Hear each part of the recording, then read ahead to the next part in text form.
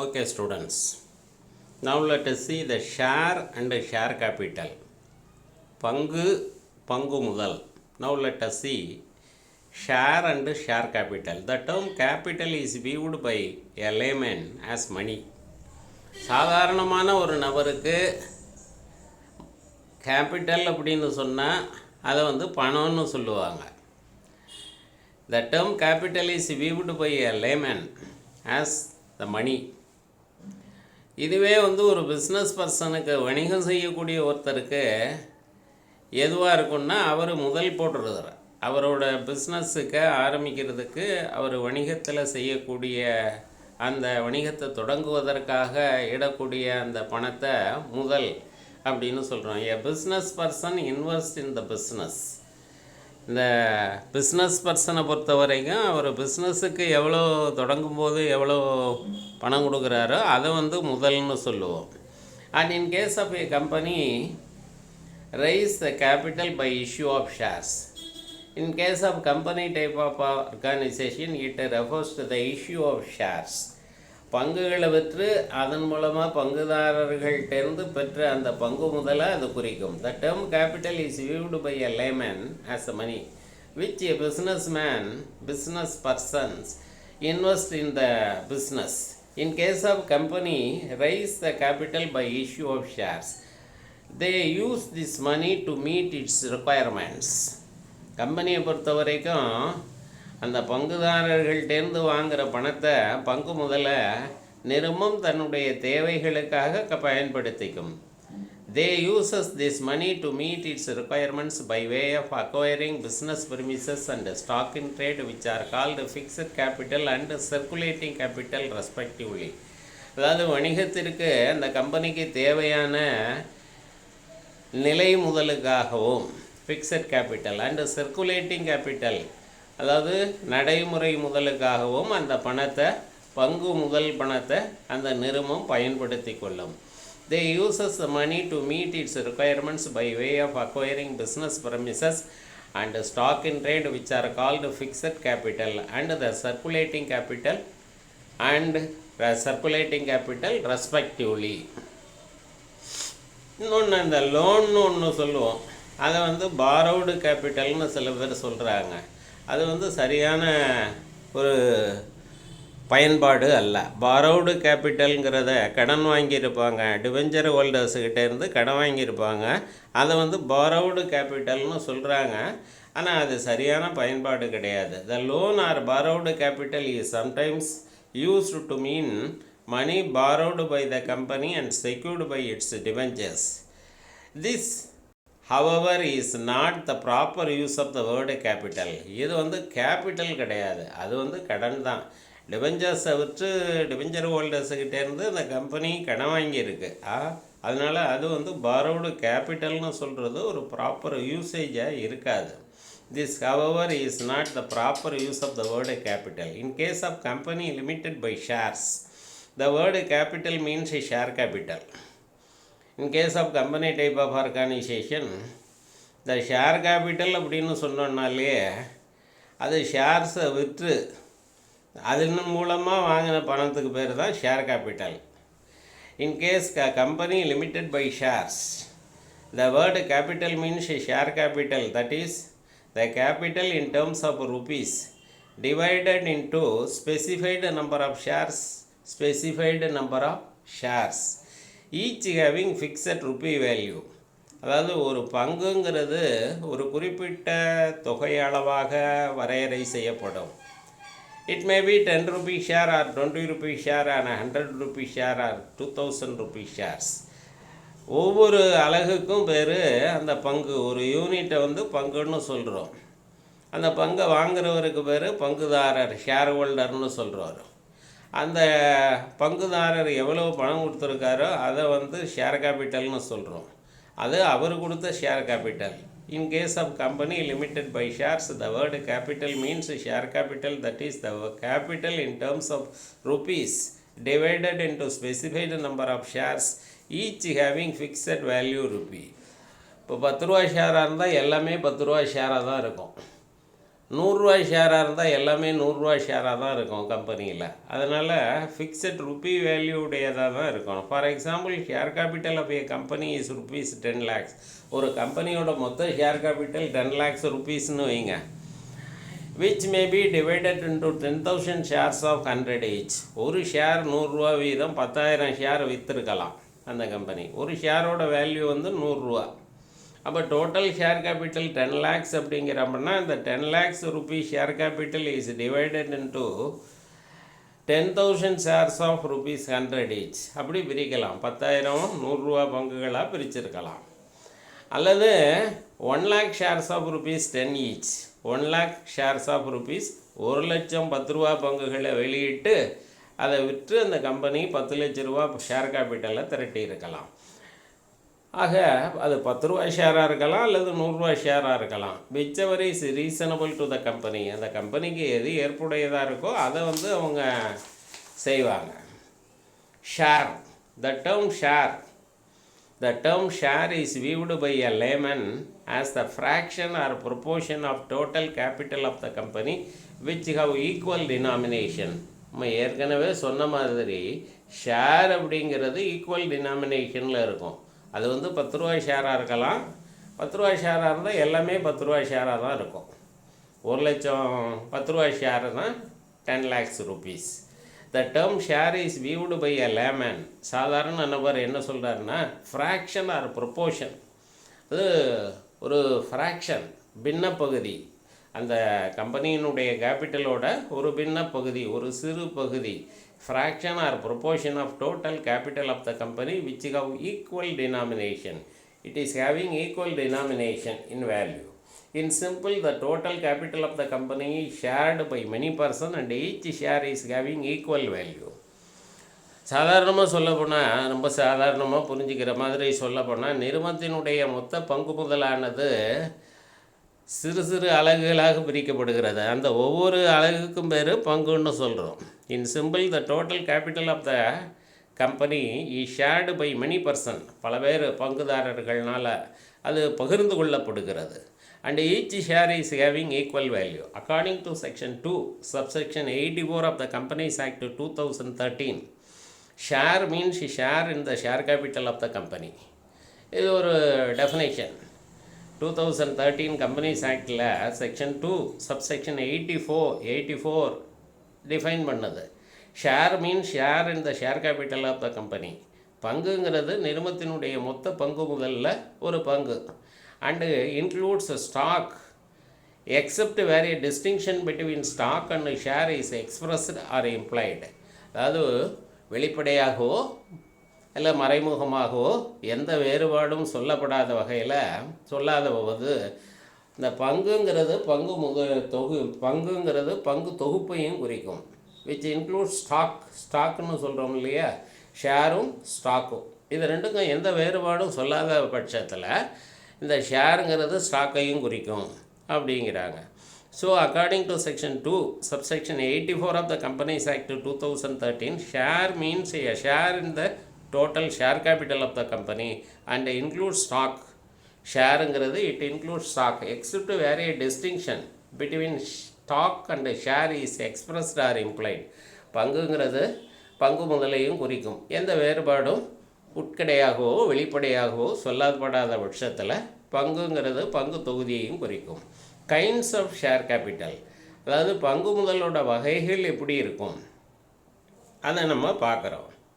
There are 2 types of share capital. அதை சொல்கிறாங்க. Equity share capital, preference share capital. According to section 43 of the company, which is limited by shares, can issue 2 classes of shares. A company can issue 2 types of shares, equity shares and preference shares. அதான் equity share capital, preference share capital. Equity share கேபிட்டலை பொறுத்த வரைக்கும் அது 2 வகைப்படும். With voting rights, அதாவது voting ரைட்ஸோட voting rights, அவங்களுக்கு அந்த வாக்கு செலுத்தக்கூடிய அதிகாரம், பவர் அவங்களுக்கு உண்டு. வித் ஓட்டிங் ரைட்ஸ் அல்லது வித் டிஃப்ரென்ஷியல் ரைட்ஸ், மாறுபட்ட உரிமை as to dividend or voting or otherwise in accordance with such rules as may be prescribed. இது 2வது வகை. ஒன்று ஓட்டிங் ரைட்ஸ் இருக்கும், இல்லைன்னா டிவிடெண்ட் ரைட் இருக்கும். அதனால் ஈக்விட்டி ஷேர் கேபிட்டலை பொறுத்த வரைக்கும் 2 வகை இருக்குது. With voting rights, with differential rights as to dividend or voting. அடுத்து 2வது வகை வந்து preference share capital. Preference share capital equity share கேபிட்டலை வந்து ஆர்டினரி ஷேர்னு சொல்லுவோம். ஆர்டினரி ஷேர் கேபிட்டல் தமிழில் வந்து பொதுநிலை பங்குகள்ம்போம், சாதாரண பங்குகள்ம்போம். அதுதான் முக்கியமானது. இந்த பங்குகளை வாங்குறவங்க they are called as real owners of the company. அவங்க தான் இந்த கம்பெனியினுடைய உரிமையாளர்களாக, உண்மையான உரிமையாளர்களாக கருதப்படுறாங்க. இந்த ப்ரிஃபரன்ஸ் ஷேர் கேபிட்டலுங்கிறத என்ன சொல்கிறோன்னா முன்னுரிமை பங்கு முதல்ங்கிறோம். முன்னுரிமை பங்கு முதல். They are having certain preferences. அதை நம்ம 2யுமே பார்க்குறோம். Meaning of equity share. Equity ஷேரை வந்து ஆர்டினரி ஷேர்னு சொல்லுவோம். தமிழில் வந்து சாதாரண பங்குகள் அல்லது பொதுநிலை பங்குகள். Equity shares. Those shares which are not called as preference shares are known as equity share are the share of a company which do not have any preferential rights, which do not have any preferential rights with regard to dividend and repayment of share capital at the time of liquidation of a company. எந்த விதமான முன்னுரிமையும் இல்லாத பங்குகளை தான் நம்ம வந்து நேர்மை பங்குகள், equity ஷேர்னு சொல்கிறோம். அதை தெளிவாக சொல்லியிருக்காங்க. These shares which are not called as preference shares are known as equity shares. எது முன்னுரிமை பங்கு இல்லையோ அது வந்து equity share. These shares which are not called as preference shares are known as equity shares or the share of a company which do not have any preferential rights with regard to dividend and repayment of share capital. அதாவது இந்த கம்பெனியை பொறுத்த வரைக்கும் பங்கு ஆதாயத்தை தருவதில் எந்த முன்னுரிமையும் கிடையாது. அதே மாதிரி கம்பெனியை கலைக்கிறப்ப அந்த ஷேர் கேபிட்டலை ரிட்டர்ன் பண்ணுறதுக்கும் எந்த முன்னுரிமையும் கிடையாது. ஆகவே முன்னுரிமை பெறாத அந்த பங்குகளுக்கு பேர் ஈக்விட்டி ஷேர்ஸ்னு சொல்கிறோம். Meaning of preference shares. Section 42 of the Companies Act 2013. The term preference shares means that part of the share capital the holders which have a preferential right over the payment of dividend, fixed amount or rate, and repayment of share capital in the event of winding up of the company. அதாவது preference ஷேர்ஸுங்கிறது they are having certain preferences over the equity shareholders. இவங்களுக்கு என்ன preference உண்டுன்னா இவங்களுக்கு தான் கம்பெனியில் வந்து முதல்ல டிவிடெண்ட்டை பிரித்து கொடுப்பாங்க. லாபத்தை கம்பெனி பிரித்து கொடுக்குறப்ப, டிவிடெண்ட்டை பிரித்து கொடுக்குறப்போ முதல்ல வந்து இவங்களுக்கு கொடுத்துட்டு ஃபிக்ஸட் ரேட்டில் இவங்களுக்கு இருக்கும். இவங்களுக்கு வழங்கக்கூடிய அந்த டிவிடெண்ட் ரேட்டு வந்து ஃபிக்ஸட் அமௌண்ட்டாக இருக்கும் அல்லது ஃபிக்ஸட் ரேட்டாக இருக்கும். 14%, 20% அப்படி வச்சுக்கலாம். அதனால் Section 42 of the Companies Act 2013, the term preference means that part of the share capital the holders which have a preferential right over the payment of dividend. Preferential over the payment of dividend. இவங்களுக்கு முதல்ல டிவிடெண்ட்டை fixed ரேட்டில் கொடுத்துருவாங்க. அதே மாதிரி கம்பெனியை கலைக்கும் போது கூட இந்த event of winding if they will get their share capital on the basis of priority. இவங்களுக்கு முதல்ல அவங்க கொடுத்த ஷேர் கேபிட்டலை ரிட்டர்ன் பண்ணிவிடுவாங்க. Now let us see the kinds of preference shares. Kinds of preference shares. Preference shares பொறுத்த வரைக்கும் சில வகைகள் இருக்குது. There are 8 types of preference shares. Cumulative preference shares, non-cumulative preference shares, redeemable preference shares, non-redeemable preference shares, convertible preference shares, non-convertible preference shares, participating preference shares, non-participating preference shares. இந்த மாதிரி ஒரு 8 types இருக்குது. அது பார்ப்போம். Cumulative preference shares. As the word indicates, all dividends are carried forward until specified and paid out only at the end of the specified period. Cumulative aspect இதில் இருக்குது. குவியும் தன்மை இருக்குது. As the word indicates, all dividends are carried forward until the specified and paid out only at the end of the specified period. இந்த பங்காதாயம் குவிந்து கொண்டே வரும். போன வருஷம் கொடுக்கலன்னா அதை இந்த வருஷம் சேர்த்து கொடுப்பாங்க. அப்போ இந்த வருஷம் லாபத்தை பிரிக்கிறப்ப டிவிடெண்டு போன வருஷம் கொடுக்காததையும் சேர்த்து, ஏன்னா ஃபிக்ஸட் ரேட் ஆஃப் டிவிடெண்ட் இல்லையா, போன வருஷம் கொடுக்க வேண்டிய 14%, இந்த வருஷம் கொடுக்க வேண்டிய 14%, ரெண்டும் சேர்த்து கொடுப்பாங்க. இந்த வருஷமும் கொடுக்க முடியலன்னா அடுத்த வருஷம் சேர்த்து கொடுப்பாங்க. நான் குமுலேட்டிவ் ப்ரிஃபரன்ஸ் ஷேர்னா சச்சு இந்த குமுலேட்டிவ் ஆஸ்பெக்ட் கிடையாது. The opposite of cumulative. Obviously dividends are paid out of profits of every year. இந்த வருஷம் லாபம் இருந்தால் தான் இந்த லாபத்தை டிவிடெண்டாக கொடுப்பாங்க. இந்த வருஷம் லாபம் இல்லைன்னா இந்த வருஷம் கிடையாது. அடுத்த வருஷத்தை பொறுத்த வரைக்கும் அடுத்த வருஷத்தில் உள்ள லாபத்தில் தான் டிவிடெண்ட் கொடுப்பாங்க. இந்த குவியும் தன்மைங்கிறது இதில் இருக்காது.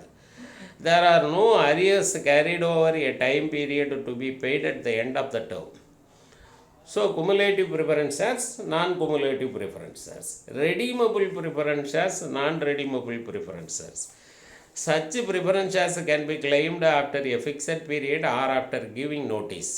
ஒரு குறிப்பிட்ட காலம் முடிஞ்சோடனே அல்லது அந்த அறிக்கை கொடுக்குறப்ப இந்த ஷேர் ஹோல்டர்ஸுக்கிட்ட இருந்து ஷேர்ஸை கம்பெனி வாங்கிக்கிட்டு அவங்களுக்கு பணத்தை கொடுத்துரும், மீட்பு செய்திடும்.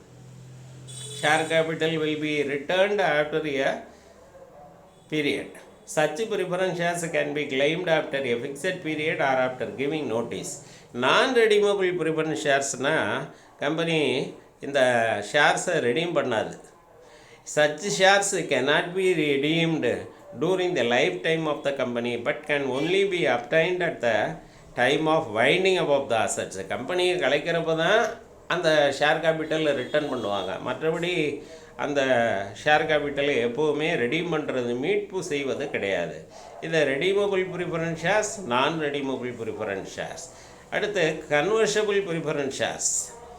பங்குகளை ஈக்விட்டி ஷேர்ஸாக மாற்றிக்கலாம். It can be converted into ordinary shares, that is equity shares. So it is called convertible preference shares. அதே மாதிரி நான் கன்வர்ஷபிள் ஷேர்ஸ்னால் மாற்ற முடியாது. இப்போ கன்வர்ஷபிள் ப்ரிஃபரன்ஸ் ஷேர்ஸுங்கிறப்ப the shares can be converted into equity shares after a time period or as per the conditions laid down in the terms. இந்த நிறும சட்டத்தில் அந்த கம்பெனியினுடைய ஆர்டிகிள்ஸ் ஆஃப் அசோசியேஷனில் சொல்லியிருக்கிற மாதிரி it can be converted into equity shares after a time period or as per the condition laid down in the terms. அதாவது இந்த preference ஷேர்ஸை equity ஷேர்ஸாக மாற்றிக்கலாம். அது மாதிரி மாற்ற முடியாது, எந்த காலத்துலேயும் இது ப்ரிஃபரன்ஸ் ஷேராக தான் இருக்கும் அப்படிங்கிறது நான் convertible preference shares. Non convertible preference shares cannot be at any time converted into equity shares. அப்புறம் participating preference shares, non participating preference shares. Such shares have the right to participate in any additional profits after paying the equity shareholders. இந்த participating preference ஷேர்ஸை பொறுத்த வரைக்கும் கம்பெனியில் டிவிடெண்டை பிரித்து கொடுத்தாச்சு. Preference share ஹோல்டர்ஸுக்கு dividend கொடுத்தாச்சு, equity share ஹோல்டர்ஸுக்கும் பிரித்து கொடுத்தாச்சு. மிச்சமும் கம்பெனியில் லாபம் இருக்குது, அந்த வருஷத்தில் லாபம் இருக்குது, சர்ப்ளஸ் ப்ராஃபிட். அப்போ அந்த சர்ப்ளஸ் ப்ராஃபிட்டில் இவங்களுக்கு பங்கு உண்டுன்னு சொன்னால் அந்த ஷேர் ஹோல்டர்ஸுக்கு பேர், அந்த ஷேர்ஸுக்கு பேர் participating preference shares. Such shares have the right to participate in the additional profits after paying the equity shareholders. equity shareholdersக்கு டிவிடெண்ட் கொடுத்த பிறகும் உள்ள லாபத்தில் பங்கு பெறுவதற்கான உரிமை இருந்ததுன்னா அந்த பங்குகளுக்கு பேர் participating preference shares. The surplus of profit is apart from the fixed dividend paid up to preference shares. இவங்களுக்கு ஃபிக்ஸட் ரேட்டில் வழங்கக்கூடிய டிவிடெண்ட் இல்லாமல் அடுத்து ஒரு வாய்ப்பு இருக்குது. அந்த சர்ப்ளஸ் ப்ராஃபிட்டில் இவங்களுக்கு ஒரு டிவிடெண்ட் கொடுப்பாங்க. அது மாதிரி கிடையாதுன்னு சொன்னால் சர்ப்ளஸ் ப்ராஃபிட்டில் பங்கு பெறுவதற்கு இவங்களுக்கு உரிமை இல்லை அப்படின்னு சொன்னால் அதை நான் பார்ட்டிசிபேட்டிங் ப்ரிஃபரன்ஸ் ஷேர்ஸ் அப்படின்னு சொல்கிறோம். நான் participating preference shares do not possess any right to participate in surplus profits or any surplus gained at the time of liquidation of the company. Tenure of preference shares. பொதுவாக அந்த preference ஷேர்ஸோட மீட்பு காலம் அது பற்றி ஒரு தகவல் கொடுத்துருக்கிறாங்க. Tenure of preference shares continued as 20 years except for infrastructure projects. ஏற்கனவே சொல்லியிருந்தோம், இந்த ப்ரிஃபரன்ஸ் ஷேர்ஸை பொறுத்த வரைக்கும் இது 20 இயர்ஸுக்கு ப்ரிஃபரன்ஸ் ஷேர்ஸ் கொடுக்கலாம், வெளியீடு செய்து ஷேர் கேபிட்டல் வாங்கலாம், ப்ரிஃபரன்ஸ் ஷேர் கேபிட்டலாக வாங்கலாம். ஆனால் இன்ஃப்ராஸ்ட்ரக்சர் ப்ராஜெக்ட்ஸாக இருந்தால், இதுக்காக அந்த கட்டமைப்பை பெருசுபடுத்துறதுக்காக, கட்டமைப்பை மேம்படுத்துவதற்காக இந்த ப்ரிஃபரன்ஸ் ஷேர்ஸை வெளியீடு செய்திருந்தால், இந்த கம்பெனி வெளியீடு செய்திருந்தால் 30 ஆண்டுகளில் மீட்கக்கூடிய அந்த ப்ரிஃபரன்ஸ் ஷேர்ஸை வெளியிடலாம். சாதாரணமாக 20 இயர்ஸு, இன்ஃப்ராஸ்ட்ரக்சர் ப்ராஜெக்டாக இருந்தால் 30 இயர்ஸ். ஆனால் அதே நேரத்தில் 20வது வருஷம் முடிஞ்ச பிறகு இந்த கம்பெனியோட விருப்பத்திற்கு தகுந்த மாதிரி ஒவ்வொரு வருஷத்துலேயும் ஒரு 10% ரெடம்ஷன் பண்ணி ஆகணும், மீட்பு செய்தாகணும். The tenure of preference shares continued as 20 years except for infrastructure projects. A company having infrastructure projects can issue preference shares for more than 20 years, but up to 30 years, subject to a minimum of 10% of redemption of such preference shares from 21st year onward or earlier. Thank you, students.